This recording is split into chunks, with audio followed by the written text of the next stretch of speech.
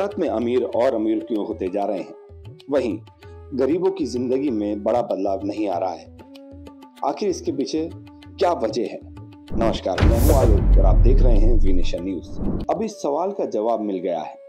Swiss brokerage firm UBS India ने मंगलवार को कहा कि भारत के कंजप्शन सिनेरियो में क्रिटिकल डिवीजन है और इसका के शेप की प्रवृत्ति निकट भविष्य में भी जारी रहने की आशंका है। के शेप वाले दौर में समाज का एक समूह अमीर होता जाता है, जबकि निचली पायदान पर मौजूद समूह इस वृद्धि से उतना लाभान्वित नहीं हो पाता है।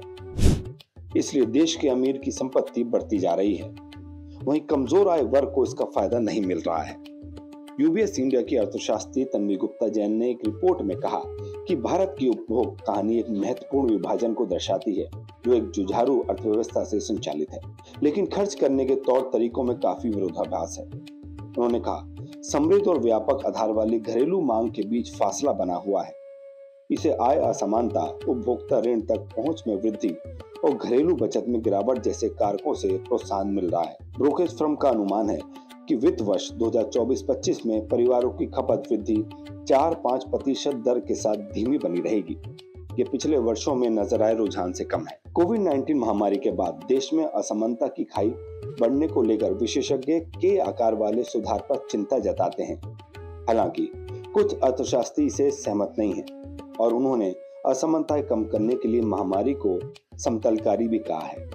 यूबीएस रिपोर्ट के मुताबिक भारत में परिवारों की खपत पिछले दशक में लगभग दोगुनी होकर वर्ष 2023 में सालाना आधार पर 7.2% से बढ़कर 2.1 लाख करोड़ डॉलर हो गई। हालांकि पिछले 2 वर्षों में परिवारों की खपत सुस्त रफ्तार से बढ़ी है और अमीर तबके की तरफ से आने वाली मांग में उल्लेखनीय वृद्धि देखी गई है। ब्रोकरेज फर्म ने उपभोग वृद्धि में पुनरुद्धार को असमान बताते हुए कहा कि प्रीमियम कारों, 1 करोड़ रुपए से अधिक कीमत वाले घरों, 25,000 रुपए से अधिक कीमत वाले स्मार्टफोन की बिक्री तेजी से बढ़ी है। इसके उलट प्रवेश स्तर और बड़े बाजार वाले उत्पादों की बिक्री रफ्तार महामारी के बाद धीमी ही रही है। यूबीएस इंडिया ने निचले स्तर पर रहने वाले लोगों की संदिग्ध आय निरंतरता, कमजोर वर्गों के लिए सीमित राजकोषीय सहायता और कम आमदनी की वजह से घरेलू बचत में कमी जैसे कारकों को उपभोग में इस विभाजन के लिए जिम्मेदार ठहराया है। ब्रोकरेज फर्म ने कहा कि के शेप का खपत रुझान महामारी के बाद भी जारी है और शहरी अर्थव्यवस्था अब भी ग्रामीण अर्थव्यवस्था के मुकाबले बेहतर प्रदर्शन कर रही है। इस उपभोग विभाजन के बावजूद भारत वर्ष 2026 तक दुनिया का तीसरा उपभोक्ता बाजार बनने की राह पर है। आज के लिए इतनी ज्यादा खबरों के लिए देखते रहिए वी नेशन न्यूज।